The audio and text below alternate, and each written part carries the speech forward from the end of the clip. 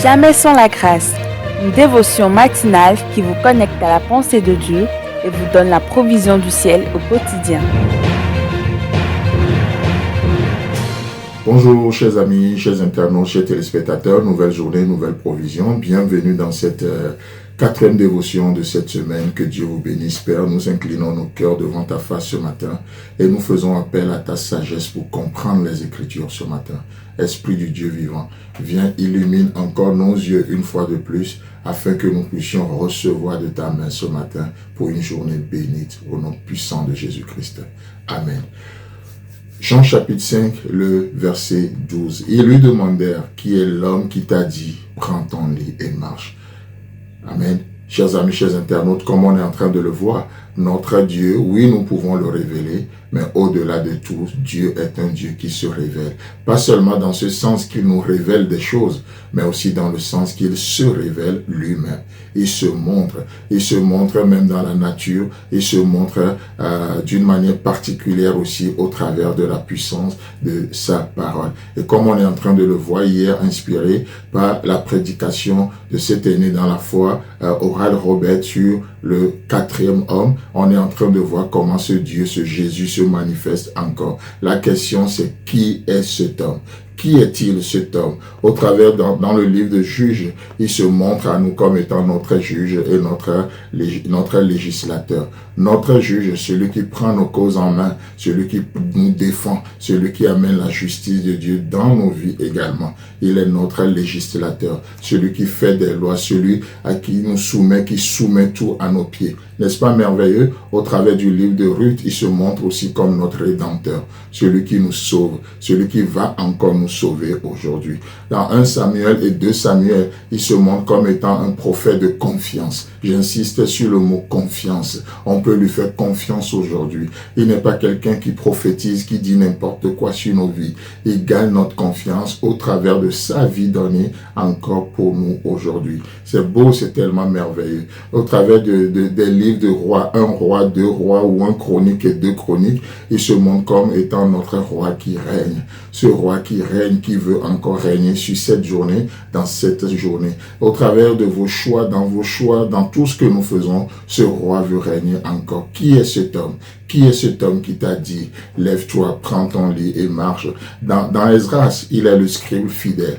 Tout ce que le Père fait, il le fait parfaitement. Tout ce que le Père dit, il le dit précisément. Pas un mot de plus, pas un mot de moins.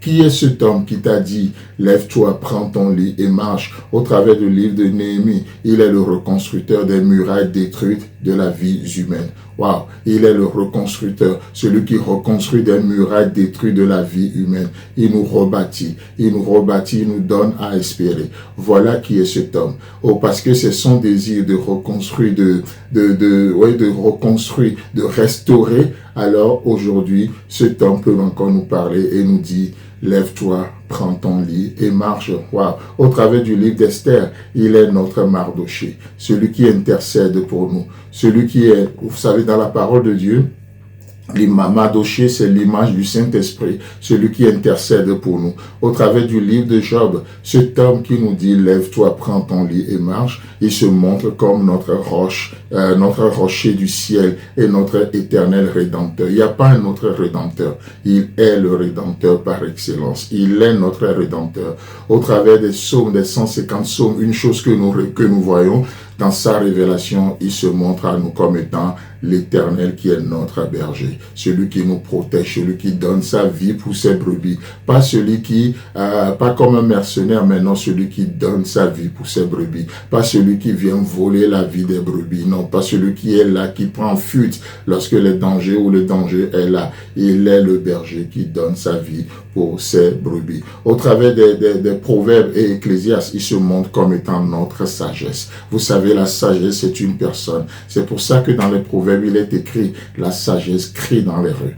La sagesse crie dans les rues, c'est une personne et c'est la personne de Jésus-Christ. Ce n'est pas juste une philosophie antique. Non, ce n'est pas, non, c'est une personne, la personne de Jésus. C'est pour ça que lorsque nous donnons nos vies à Jésus-Christ et le Saint-Esprit vient habiter en nous, nous avons reçu l'esprit de la sagesse. Comme Paul va le dire à Timothée, n'est-ce pas? Tu n'as pas reçu un esprit de peur ni de timidité, mais un esprit de force, de courage, de sagesse et d'hardiesse. Voilà ce qu'est cet homme qui nous dit ce matin. Peut-être tu vas me dire, oui, mais j'ai trop traîné là-bas. Oui, il me manque de la motivation.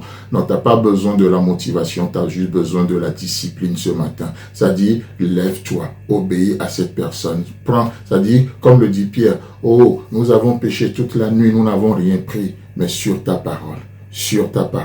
Alors aujourd'hui, je me lève et j'affronte cette journée. Que Dieu vous bénisse. Si vous avez aimé cette émission, parlez-en à vos amis. Parlez-leur du message de la grâce et de ce qu'il fait dans vos vies. Pour un sujet de prière, une question ou pour devenir partenaire, contactez-nous au 00229 94 75 80 20. Que Dieu vous bénisse et à la prochaine. En attendant, pensez avec Dieu.